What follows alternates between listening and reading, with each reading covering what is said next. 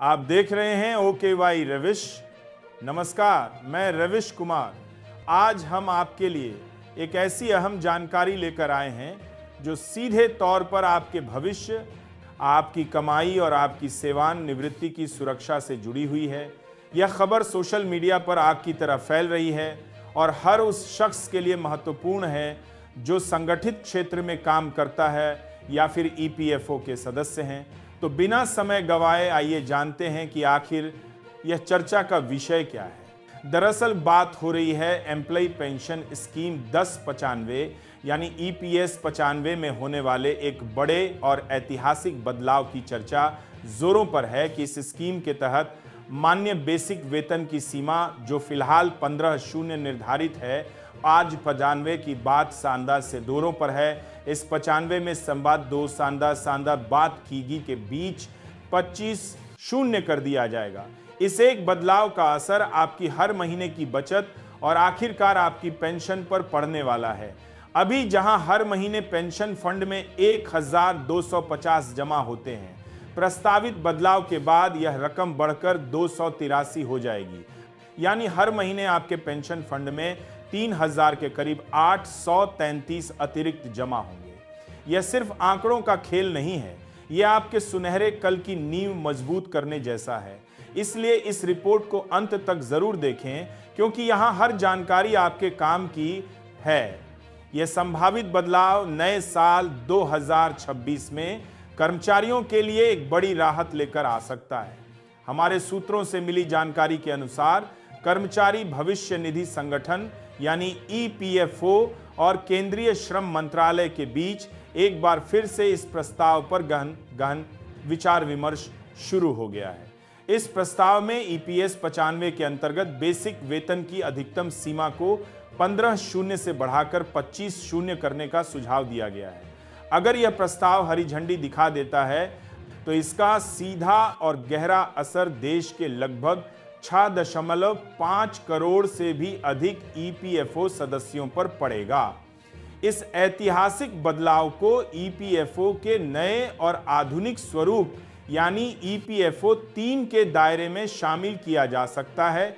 यह कदम आने वाले समय में कर्मचारियों की सामाजिक सुरक्षा प्रणाली को पूरी तरह से आधुनिक बनाने और मजबूती प्रदान करने की दिशा में एक बहुत बड़ा कदम साबित होगा। अब सवाल उठता है कि आखिर मौजूदा नियम क्या है और इस सीलिंग की सीमा कहां तय है।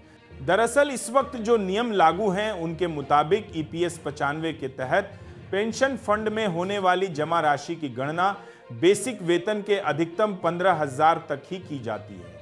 इसका सीधा सा मतलब यह है कि भले ही आपका वास्तविक बेसिक वेतन 300 या इससे भी अधिक क्यों ना हो, पेंशन फंड की गणना केवल और केवल 15,000 के आधार पर ही होगी।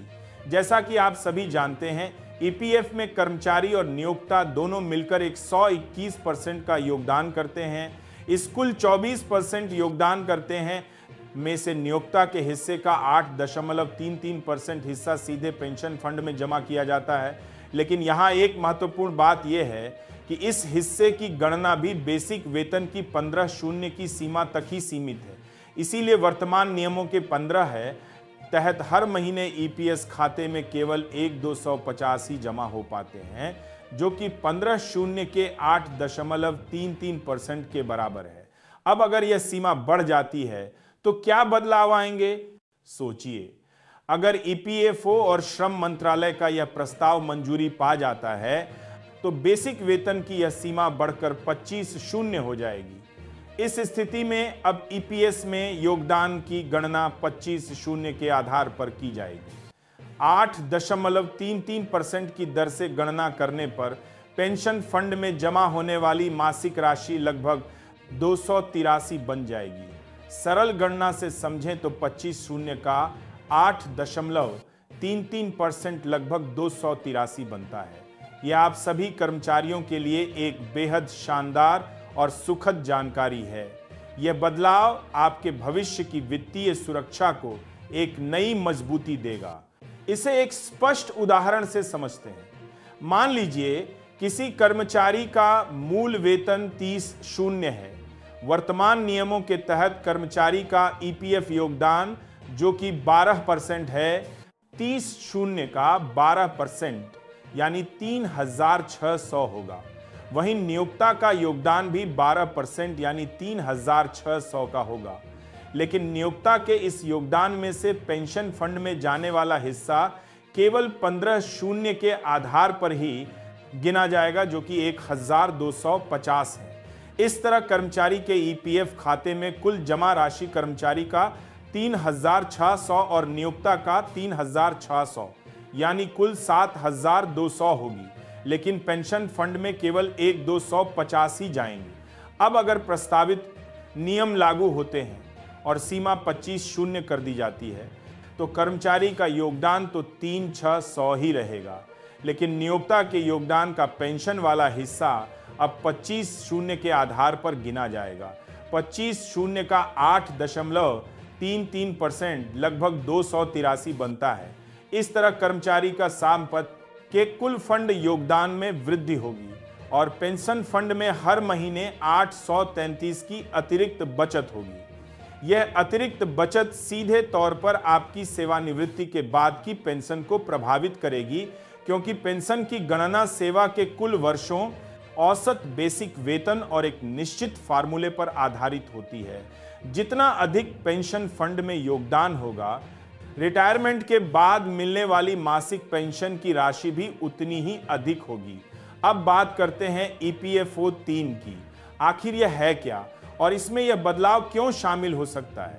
दरअसल ईपीएफओ 3 एक व्यापक सुधार पैकेज है, जिसके तहत सरकार ईपीएफओ संगठन को पूरी तरह से डिजिटल, तेज तर्रार और एक नए जमाने की प्रणाली में बदलने की तैयारी कर रही है। इस पूरी योजना के 3 प्रमुख फोकस क्षेत्र हैं। पहला है अधिक से अधिक लोगों को सामाजिक सुरक्षा के दायरे में लाना, जिसे सोशल सिक्योरिटी का विस्तार कहा जा रहा है।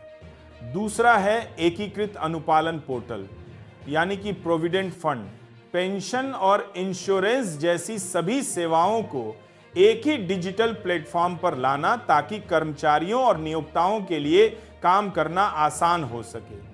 तीसरा और सबसे महत्वपूर्ण फोकस एरिया है वित्तीय सशक्तिकरण। इसमें योगदान और फंडिंग की सीमा को बढ़ाकर कर्मचारियों को सेवानिवृत्ति के बाद बेहतर और अधिक लाभ प्रदान करना शामिल है। ईपीएस सीमा को 25/0 तक बढ़ाने का प्रस्ताव इसी तीसरे हिस्से में शामिल एक बड़ा बदलाव है। सूत्र बताते हैं कि केंद्रीय प्रावधान कोष ट्रस्टीज बोर्ड के कई सदस्य इस बदलाव के पक्ष में हैं और इस मुद्दे पर श्रम मंत्रालय के साथ गहन चर्चाएं जारी हैं। सबसे बड़ा सवाल यह है कि आखिर इस फैसले से किन किन लोगों को लाभ मिलेगा। जैसा कि हमने पहले भी बताया, ईपीएफओ के देश भर में 6.5 करोड़ से अधिक सक्रिय सदस्य हैं। अगर यह प्रस्ताव मंजूर हो जाता है तो इसका सकारात्मक असर लगभग हर वर्ग के कर्मचारी पर देखने को मिलेगा। निजी क्षेत्र में काम करने वाले कर्मचारी, छोटे और मझौले उद्योगों में लगे हुए ईपीएफओ के सदस्य और भविष्य में ईपीएस 95 के तहत पेंशन पाने वाले सभी लोग इसके लाभार्थी होंगे। कुल मिलाकर हर महीने पेंशन फंड में होने वाला योगदान बढ़ जाएगा और लंबी अवधि में देखा जाए तो मासिक पेंशन की राशि में भी उल्लेखनीय वृद्धि होगी। यह बदलाव कर्मचारियों को एक सुरक्षित और सम्मानजनक रिटायरमेंट लाइफ की ओर एक बड़ा कदम है। लेकिन क्या वाकई में ईपीएस सीलिंग में इस बदलाव की इतनी आवश्यकता है? इस सवाल का जवाब हाँ में है। आपको जानकर हैरानी होगी कि ईपीएस की सीमा में आखिरी बार बदलाव वर्ष 2014 में किया गया था, जब इसे 6,500 से बढ़ाकर 15/0 किया गया था। उसके बाद से अब तक 1 दशक से अधिक का समय बीत चुका है। इस लंबे अंतराल में महंगाई दर, मूल वेतन के स्तर और यहां तक कि सार्वभौमिक न्यूनतम मजदूरी में भी काफी वृद्धि हुई है। आज की तारीख में केंद्र सरकार द्वारा निर्धारित न्यूनतम मजदूरी 18/0 के आसपास है। ऐसे में 15/0 की ईपीएस सीमा वास्तविकता से काफी पीछे रह गई है और यह कर्मचारियों को पर्याप्त सामाजिक सुरक्षा प्रदान करने के मकसद में बाधक बन रही है। इसीलिए ईपीएफओ बोर्ड के कई सदस्यों और विशेषज्ञों का मानना है कि सामाजिक सुरक्षा का वास्तविक लाभ तभी मिल पाएगा जब योगदान की सीमा को वास्तविक आर्थिक हालात के अनुरूप बढ़ाया जाएगा। यह कदम न केवल पेंशन फंड की वित्तीय मजबूती को बढ़ावा देगा, बल्कि कर्मचारियों को सेवानिवृत्ति के बाद एक बेहतर जीवन स्तर और वित्तीय सुरक्षा भी प्रदान करेगा। अब एक और महत्वपूर्ण पहलू की ओर चलते हैं। क्या इस बदलाव का असर नियोक्ताओं पर भी पड़ेगा? इसका जवाब भी हाँ में है, लेकिन यह असर पूरी तरह से सकारात्मक और प्रबंधनीय है।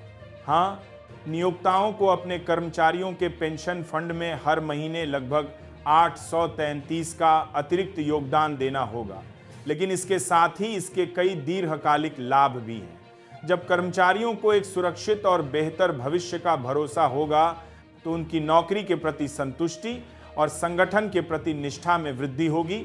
इससे कर्मचारी अधिक समय तक संगठन से जुड़े रहेंगे, जिससे कर्मचारी टर्नओवर की दर में कमी आएगी और कंपनी को प्रशिक्षित और अनुभवी कर्मचारियों को बनाए रखने में मदद मिलेगी। एक स्थिर कार्यबल किसी भी संगठन की सफलता की कुंजी होता है। इस पूरे मामले में सर्वोच्च न्यायालय के आदेश और कानूनी संदर्भों की भूमिका भी काफी महत्वपूर्ण रही है। EPS 95 को लेकर अतीत में सुप्रीम कोर्ट में कई याचिकाएं दायर की गई थी, खासतौर पर उन कर्मचारियों की ओर से जिनका वेतन अधिक था और उनकी पेंशन गणना सीमित सैलरी पर हो रही थी। न्यायालय ने अपने एक महत्वपूर्ण फैसले में स्पष्ट किया था कि सरकार के पास यदि वह चाहे तो पेंशन सीमा में बदलाव करने का पूरा अधिकार है, बशर्ते कि यह बदलाव समानता और स्थिरता के सिद्धांतों पर आधारित हो। अब श्रम मंत्रालय इसी दिशा में एक संतुलित और व्यवहारिक सुधार की ओर बढ़ रही है, ताकि न्यायालय के दिशा निर्देशों और वर्तमान आर्थिक वास्तविकताओं